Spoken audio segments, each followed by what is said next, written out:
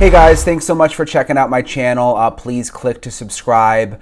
In this episode, I have exclusive new information about the baby Emmanuel murder case out of California.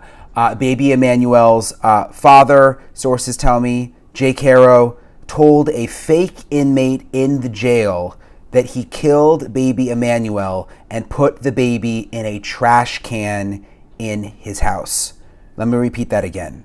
Sources say that Jake Haro told a fake inmate in the jail that he killed baby Emmanuel and put the baby in a trash can in his house. You might be wondering how police got this information.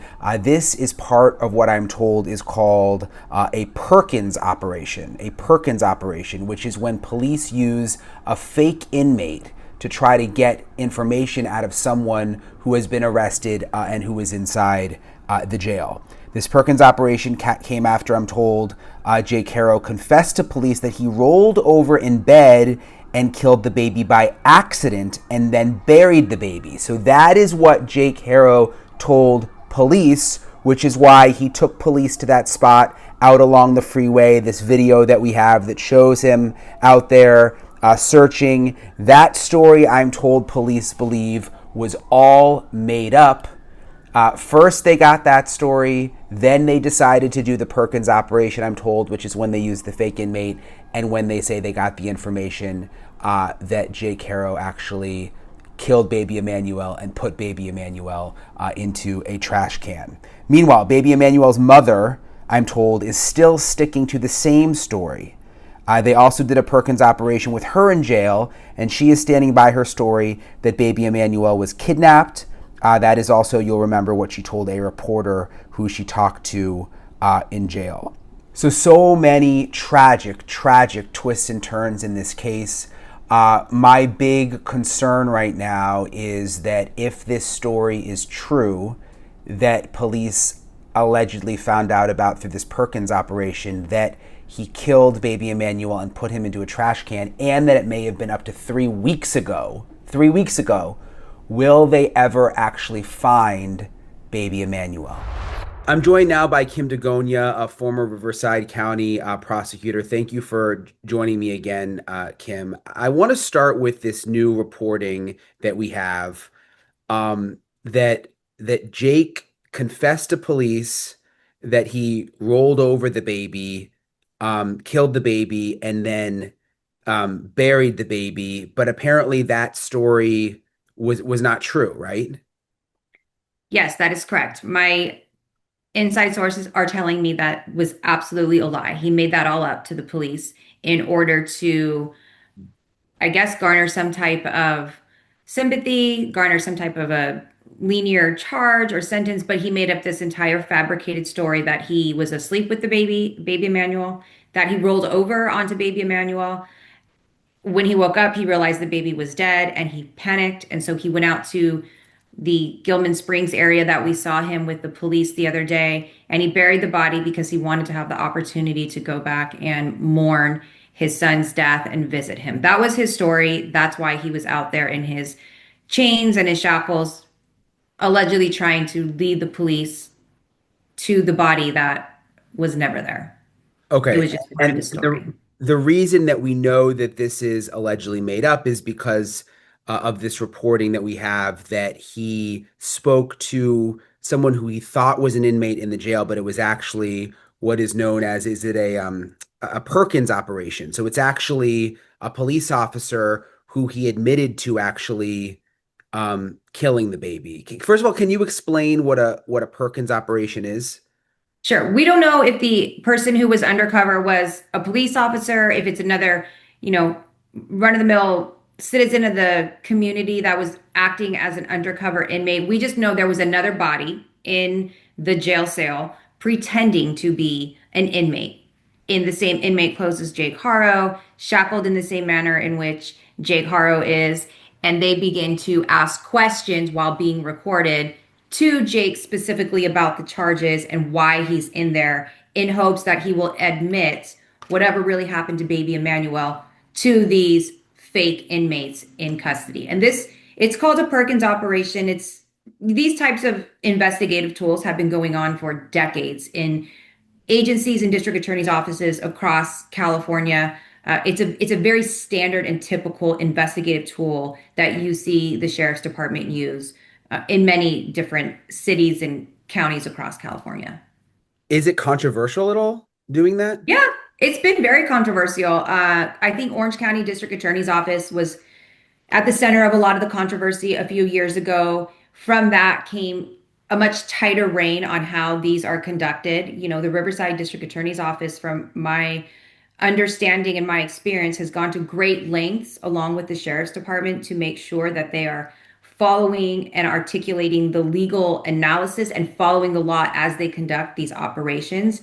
It's very specific, and in my experience, they follow the law in using this tool as an investigative means to get a confession out of many defendants over the years. So this was a fake inmate who he told reportedly that he killed baby Emmanuel and then put baby Emmanuel into a trash can. Um, do we I'm just thinking about waste management and all the trash cans and the landfill. I mean, it sounds like this could be very difficult in terms of finding his remains. Yes, that's the sad part of all of this. That is correct. He did confess to these, we will call them fake inmates, that he did kill baby Emmanuel and that he threw him in the trash can at his home. Uh, Approximately a week before Rebecca Haro even stated that the baby was missing. So baby Manuel's been missing for quite some time. And as a result, Waste Management, from my understanding, has told the sheriff's department it would be nearly impossible to determine which waste management truck took the trash, which bin it was in, and which landfill this particular trash can would have gone to, making it almost impossible that we will ever find baby Manuel's body. That's awful to think about. It really is. It Terrible. really So, is. so this Perkins operation with the fake inmate happened. Did that happen after, I'm assuming, the after he lied to the lied and said that he buried the body? Yes, Okay. So that was really just a wild goose chase out there. it was 100% a wild goose chase, from my understanding. Wow, that's got to be frustrating for law enforcement. Oh, for sure. And it goes to show you Jake Harrow's mental status, right? The level that he will go to not only kill an infant, but the great lengths he will go to cover it up and create this fabricated lie, such a fabricated lie that he allowed investigators to participate in something that's not ordinarily done, which is basically taking a field trip out to a fake crime scene. I mean, he created all of that in his mind, knowing it was a lie, knowing it was fake, and lived out the entire lie for the next 24 hours with law enforcement. That's pretty intense. Yeah, It and just shows the level I'm that you're dealing with. I'm thinking back to his story. He said that he was mourning his son, so he buried him. Like, how does that make any sense? Right. He claims that from what I understand, he buried the body close to his home so that he could go back and visit, almost like a gravesite, because he never planned on telling anybody the baby was dead. But that was all made up. Yes. Okay. And then we've also reported that Rebecca Haro, that there was also a Perkins operation with her. So a fake female prisoner, and that she has been sticking to her original story, which is similar to what she said to the reporter from the newspaper who got through to her, that, that there was this essentially this kidnapping and that they don't know what happened. It's kind of interesting that that she's sticking to the original story and it sounds like he's, not. Right. That's my understanding. She is sticking to this story that somebody stole her baby and she wants him to be brought home. What do you make of that she's still sticking to the story? I don't know. I was not there to watch the Perkins operation or to watch any of her interviews, but my best guess would be there's probably something mentally off with Rebecca Haro. I wouldn't be surprised if in the future months we see some type of mental health diversion paperwork being filed on her, domestic violence assertions that Jake inflicted upon her. I don't think we're done with hearing the backstory behind Rebecca. I don't. I think there's more to come. Do you think she's trying to cover for him? I'm not sure at this point if it's trying to cover for him or if it's a cycle of abuse where she's afraid. I don't know if there's maybe some cognitive lowered intelligence that she's, you know, just repeating what she's been told. But like I said, again, I don't think we're done hearing the backstory to Rebecca. I think there's more there. With these Perkins operations, since you have been a part of many before in your past, um, do they record them or how do they work? Like, how do they go down? How do they find the people? I'm sort of fascinated by it. I'd never heard of it before. How do they find the people to do this? Do they record them? Like, kind of walk me through the whole process. Okay. And when you say I've been part of them, I don't actually go to the jail and watch them. There's a DA designated for that. That's his sole job. And it's in order, again, to protect the privacy and to make sure that the standard legal procedures are being followed. So there is one deputy district attorney designated to that unit, which is a great thing that the Riverside DA's office has done to preserve the integrity of this type of investigation. So what happens is that particular assigned DA goes to the jail, watches the entire interaction go on between the inmates, the fake inmates, the actual defendant, and the actual detectives. It's being recorded the entire time. There's cameras in the jail cell, there's cameras on the what we're calling fake inmates, and it's all above board. Everybody can listen to it later on, watch it, see it. There's nothing hidden once it's done. It's turned over to defense, and it's routinely used as evidence in jury trials. The recordings from these operations. It's kind of interesting that Jake Haro wasn't suspicious that maybe that was what was happening when he was talking to this other person. It's kind of interesting that this seems to happen all the time. The inmates really don't become suspicious. It's they just verbal vomit everything to these inmates. I don't know if it's, to garner some type of strategy in custody to be part of, the violent members so that they're not attacked. I don't know if it's a preservation reason why they disclose, but it's shocking to me the amount of times there's disclosures and admissions made to other inmates in this setting. Especially when it comes to killing a baby. You I took the mean, words out of my mouth. I yeah, because almost I just mean, in said the that. past when I've done stories, if you like hurt a child or you're a sex offender, I mean, it doesn't seem like the other inmates normally take to that. Right. Right. It's shocking he would admit that because you would think that would not bode well for him in custody at all. So let's talk about these charges that we now know about murder, domestic violence, and making serious false complaints. Mhm. Is that what you expected?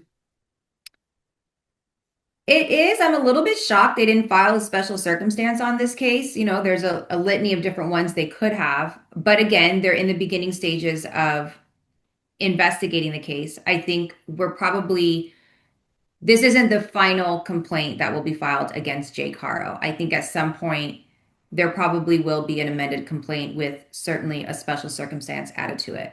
What we know based on the complaint that was filed, it looks like first degree murder was charged with Jake Haro.